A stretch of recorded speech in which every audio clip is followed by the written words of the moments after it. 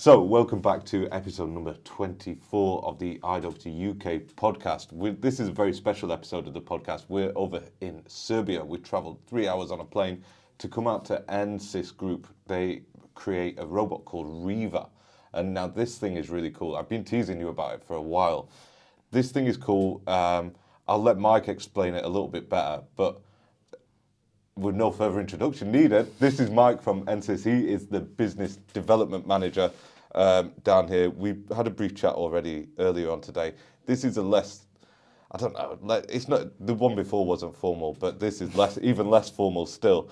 It's just a chat. So talk about what you do down here at NSYS and what is Riva. Thank you. Yeah. Well, first of all, it's good having you here. Thank you. Thanks for coming down. And my name is Mike. I'm business development manager at NSYS. Been working in the company since 2018. So, okay, you've been here a little while. Yeah. 6 years. Yeah, joined when we were like a little startup, like a little bit older than 6 months.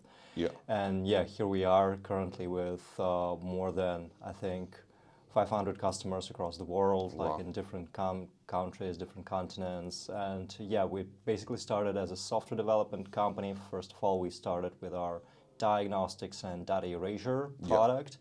And then we built other products as we went, listening to market feedback. We built the grading product, which allows to grade phones automatically using the machine learning algorithms.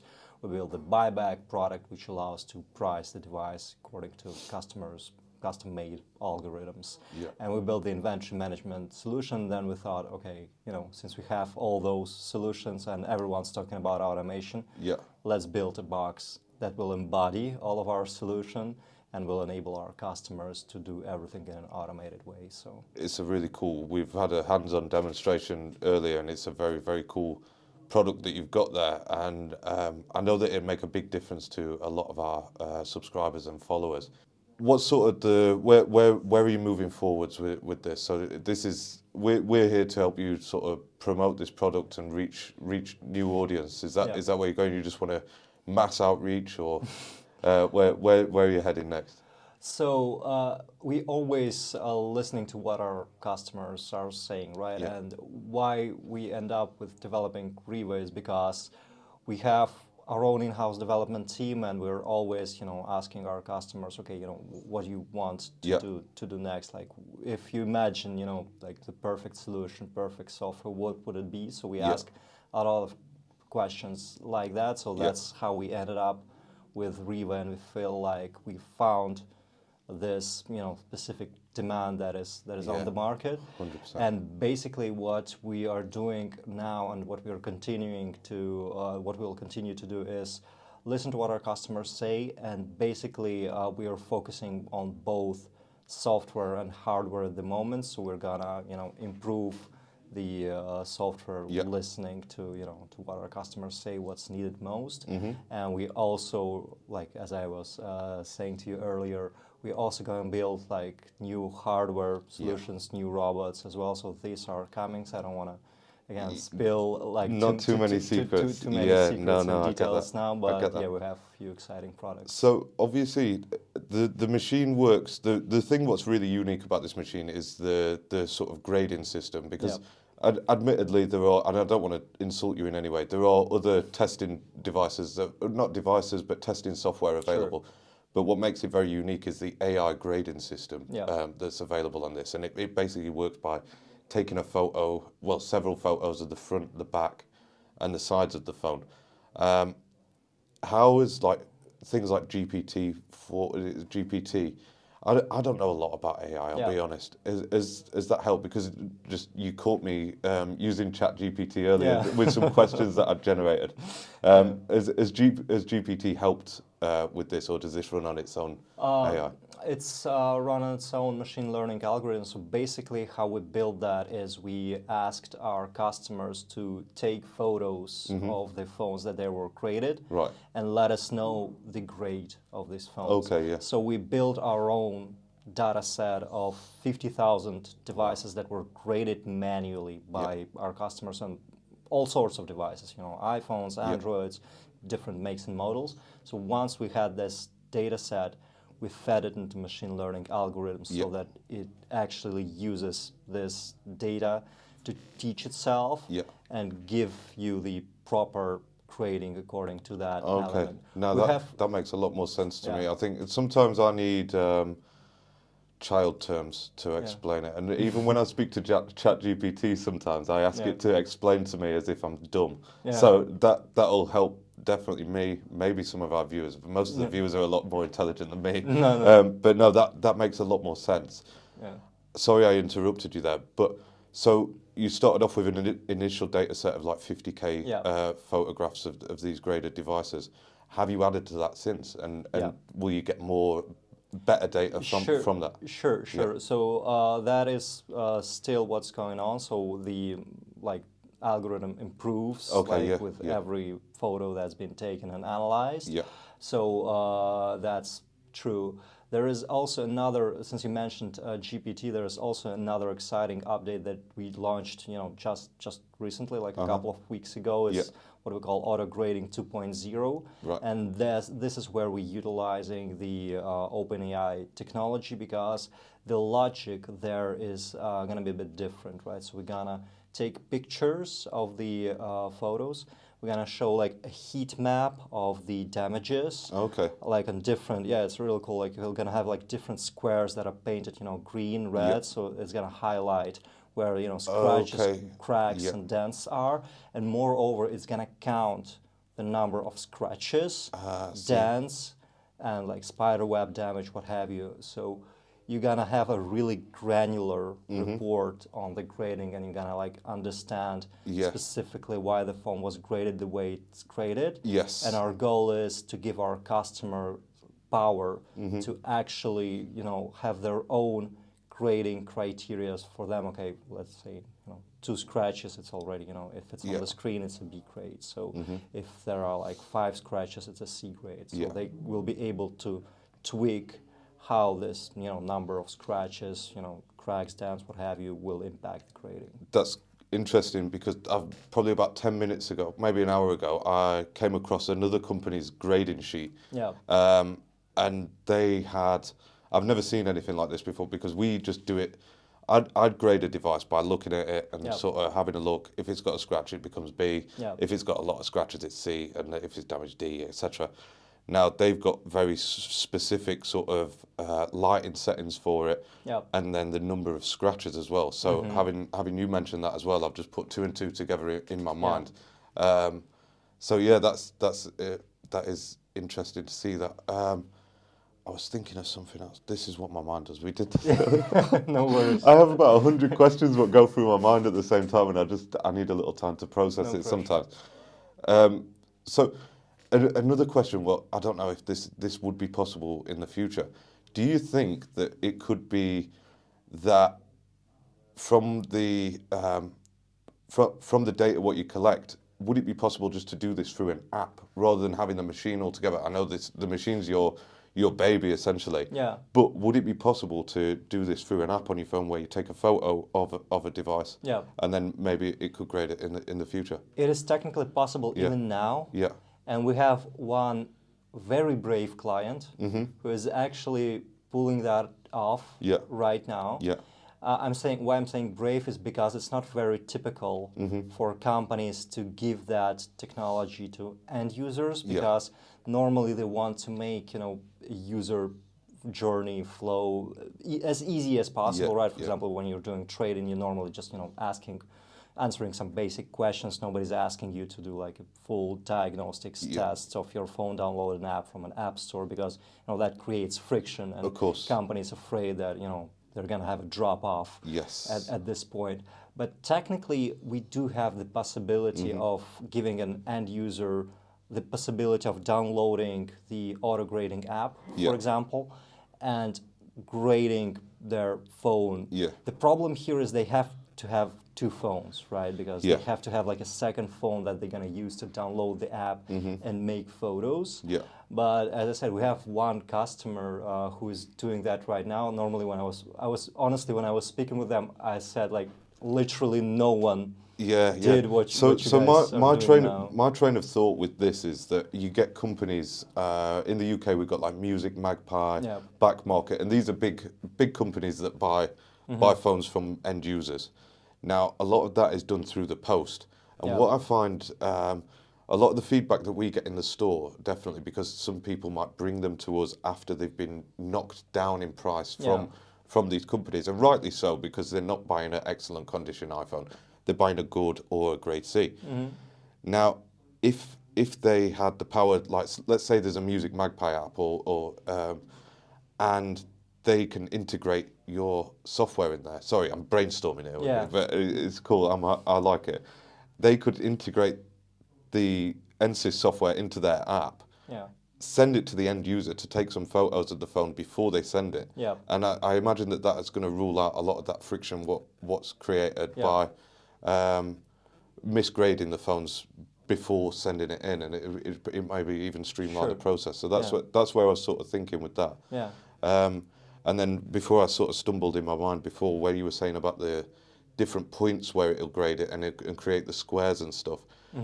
I imagine that I'm sort of thinking from the end user point of view here, or even in the supermarkets in the UK, they have like a vending machine type thing where you put the phone into it and it'll automate the process and offer you a price for the phone there. Okay. But having a breakdown of that for the end user makes it a lot more understandable, because they don't always see what experienced eyes see. So it's definitely, I can see so many applications. When I start thinking about it and talking to people, I love that we just like, you can see so many uses for it. So it's I've been overwhelmed by how good the actual product is. Like I was not that I was ever doubting where we were going with coming over to Serbia to have a look at this robot that tests and grades phones. It sounds exciting, but then you're like, okay, it goes into a box and you can't see what's going on. But realistically, like the applications of it are brilliant. It's such a good idea. So I've been really impressed with it. Oh, I love it. We need to edit that bit, send it over to the guys at Music Magpie. You know what? I might have some links to Music Magpie. We have a thing where like I always think that I'm always like 2 steps away from somebody, so I could make a phone call to somebody, and they probably know somebody else who could get me there. So like two steps, and we might get to the CEO of Music Magpie. Yeah, you always want a handshake away from someone famous. Exactly. Yeah. So maybe we could speak to them. Let's make it happen. Music Magpie, if you're watching this, you heard it here first. So yeah, we've covered that.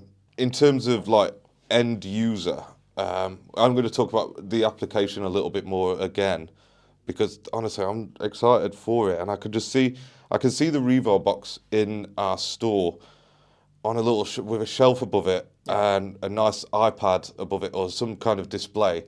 It runs through the system, and then obviously there's a back-end system, which is I've done a little demonstration. Check it out in the other YouTube video.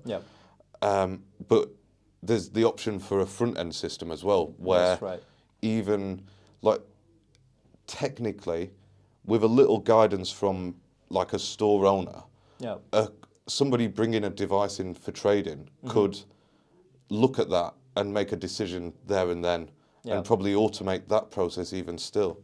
So it's the applications are endless, really, aren't they? That's right. And I know we don't have a very like original name for our product lines, because we have like all-in-one solution, and kind of everyone has all-in-one offers. But like really our thinking behind that is that we need to build solutions that are actually useful for every step of a company who is in sort of like recycling, refurbishment, phone repair business. So we want to like have a solution that will answer to their needs at various steps, at various like stages of interactions with the device and a customer. And like what you mentioned right now with trading, and we see that this is really something that companies are very interested in, having like their presence online, being able to buy phones from individuals, and actually this is something that we also enable them to do. For example, you can have an online trade-in widget that we can build for you, that you can customize with your own questions and Yep. pricing matrix with obvious, brand look and feel, so that customers will be able to go on your website and sell their phones to you. And from there as well, like when the device comes to your warehouse, you have the solutions for diagnostics, creating obviously certified data erasure, which is really important. Yeah. And also, if you're doing phone like trade-in in a traditional way, where someone walks into your shop Yeah. and does that sort of like over-the-counter, you have Riva that can help you with that. Yeah. Or you can also have like software solutions to actually do the same. To do the same thing for you. Yeah, and it just. Yeah. So I'm just going to go back to where you said at the start there, the all-in-one thing, and the way it's a sort of generic and cliche sort of name for it, but where we started at the beginning, where you said it is in a box. Yeah. And a lot of the time you buy something and it's a bed in a box and you've got a mattress and a frame or something like that. Yeah. But this is literally, it's not just that it's in a cardboard box, it's in a box, and it's an all-in-one testing system. Yeah, I think that's brilliant. Yeah, I really like that. And then the other part of it is ruling out the human error from it, and the training as well, because I know for our application for it, we've got 4 staff. There's myself and 3 others who work at iDoctor. Yeah. Now, if somebody wants to come and trade a phone in, it goes through me at the moment, because the guys don't want to spend my money for me. Yeah.